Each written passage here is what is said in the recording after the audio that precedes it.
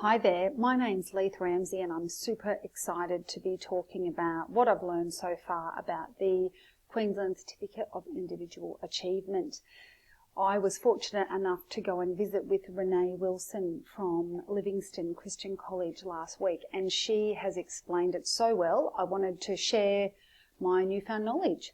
So the goal for this video is for you to also understand the steps involved for a student to complete the QCIA Pathway and to receive a certificate that recognises their learning at the end of Year 12. Let's get into it. At the end of this presentation, I'm going to be giving out some chocolate for those people here on campus if they email me and tell me the correct answer to these questions. Here we go. What needs to be signed and dated? What can be used as evidence? Who is responsible for the student on the QCIA pathway? Who's not eligible for the QCIA?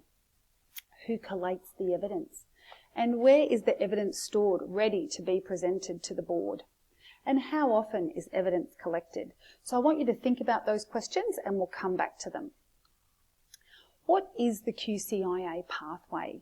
Well, it's a school-developed program of study that uses curriculum organisers that fall into 5 categories. There are learning focuses and learning goals that are all attained from the QCIA portal. The plan is recorded in a QCIA curriculum plan that's developed using the software on the QCIA portal. And it's a collaborative approach that involves the teachers and the principal and the head of inclusive support, the parents and caregivers of the student and the student themselves. It's so important that the student is involved because what happens is they choose their goals and choose what they're working towards, and this just gives them such buy-in, which is so powerful. With any of the learning that takes place, it can't duplicate learning in any other areas of study, which is contributing to a QCE. Okay? There is all different information on the QCIA website, and I highly recommend it if you want to go through and have a look. It actually goes through the guideline for individual learning. It shows you how to get to the curriculum plan builder, etc., etc., and I can answer any questions that you may have. Importantly, the QCIA curriculum plans must be created and approved by the end of term 1 in Year 11, when the student is in Year 11. And if you have any queries, you can email me, but you can also email the QCIA directly. So I've put their email address there. Let's keep going. This is what an actual Certificate of Individual Achievement looks like. It's a little bit blurry and I apologise for that. But again, you can go onto the QCIA website and see that in crystal clear vision, or I do actually have a copy in my office if you want to come and see me.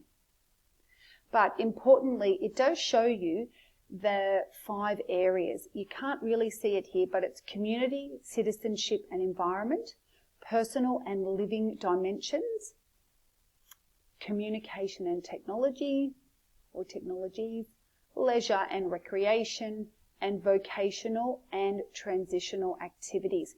They're the 5 curriculum areas that they fall under. Who is eligible? To be eligible, students should have a history of completing an individual learning program throughout their secondary schooling. It is developed for students who have a disability as defined in Queensland's Disability Discrimination Act that affects learning and is not primarily due to socio-economic, cultural or linguistic factors. The student is nominated for the issue of the certificate by the principal of the school, and the student has to have completed 24 semesters of schooling.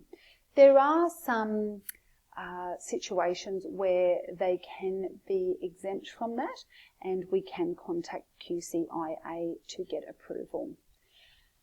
At least one result for contributing studies for the certificate is recorded in a student account kept for the person. And that's something that the QCIA teacher will, or me in this case, will be doing. And importantly, it's important that the student hasn't been issued with a QCIA before, or a QCE, or any senior certificate. Who's ineligible? Well, students with a disability are not automatically eligible for the QCIA. Many students can complete learning and assessment that does align with the syllabus and or VET certificate requirements and work towards a QCE. The QCIA is not an alternative for a student working towards achieving the QCE. Students completing a QCIA pathway must fulfil the legislated eligibility criteria, and that is in section 3.1 on the QCIA website. Sometimes students work towards a QCE pathway and their learning is affected in such a way that they may not meet the set standard and pattern to achieve their QCE at the end of their senior schooling. These students can't continue to work towards certification, these students can continue to work towards certification of a QCE post-school and therefore are not eligible to go along the QCIA pathway. And students who would be able to complete learning and assessment aligned with the senior syllabus standards but do not fulfil these requirements due to absence from school are not eligible for a QCIA. It's really important to note that. For eligible students, what ideally needs to happen is that there's a discussion that started between the QCIA teacher and the head of inclusive ed and stakeholders within the school with the Year 10 teachers in Term 4 as part of their SET planning. Once we identify who may be eligible, we go ahead and we can complete an Arathusa QCIA eligibility checklist. It's a tick sheet, which just ensures we're meeting all the requirements. Then we organise to meet with the parents and the stakeholders such as psychologists or speech therapists and the student themselves, and we start a conversation. Once we have a meeting and we tell them how fabulous the QCIA is and how it will meet their students' needs and how wonderful it's going to be to receive a certificate at the end of Year 12, we go ahead and we help them to identify 25 learning goals that need to be identified from the 5 curriculum organisers.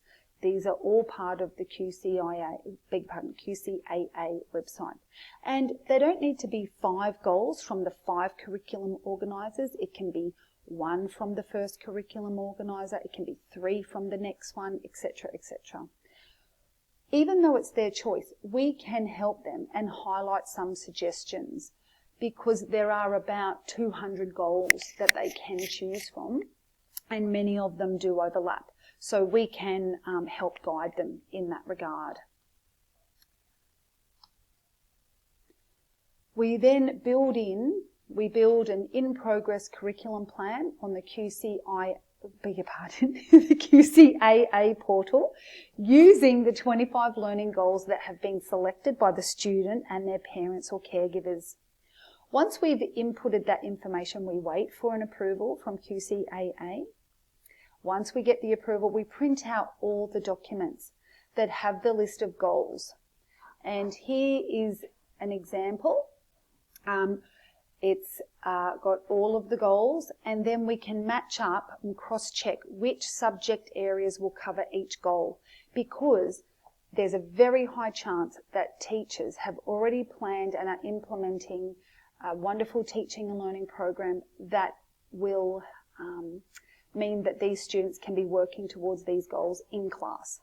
Okay, so many of these goals will be worked on and implemented and assessed and evaluated in class, which is really exciting. So teachers will be notified of these goals to put into their planning, and the QCIA teacher in their school, which is me, can help them with those processes. So the Year 11 and 12 classroom teachers are responsible for planning to cover the learning goals, sequencing the teaching and learning to cover the goals, developing assessment, making judgments, collecting and providing evidence to the QCIA. because we're a really inclusive school, we're already doing all of those things, which is all wonderful. For any gaps, such as perhaps one of the goals that the student and parents have identified is that they want to learn about transport and catching the train and some life skills like that. In that case, when there are gaps with existing classes, the QCIA teacher will plan and implement and assess missing elements in order to meet the learning goals for the student. And this may include things like spending time teaching them each week. It may be creating resources, it may be planning and leading excursions if needed, and writing and following risk assessments.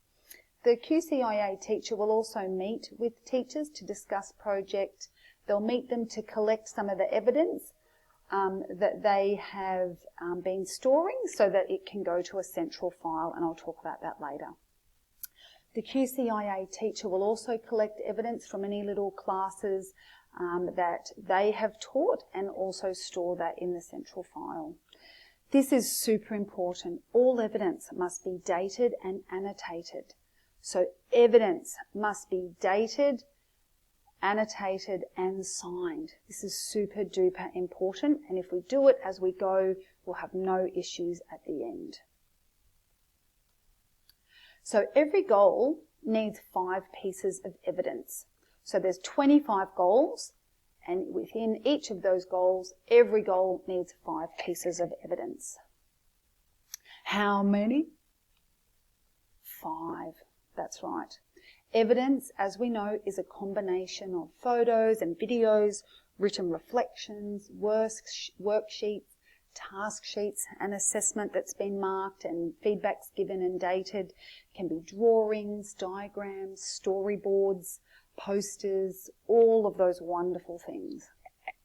Evidence is collected every term, and the QCIA teacher, which is me in this case, will come around and collect this.